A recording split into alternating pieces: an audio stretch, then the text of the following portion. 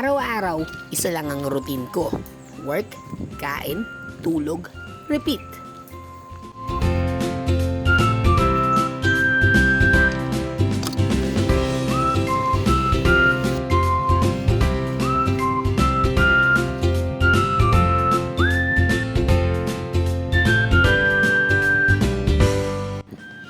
Kaya napapaisip talaga ako kung hanggang dito na lang ba ako.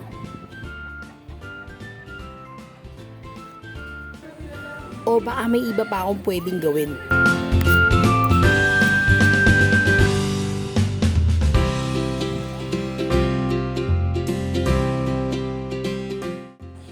Hanggang sa umabot ako sa pinakamalaking desisyon na gagawin ko sa buhay ko.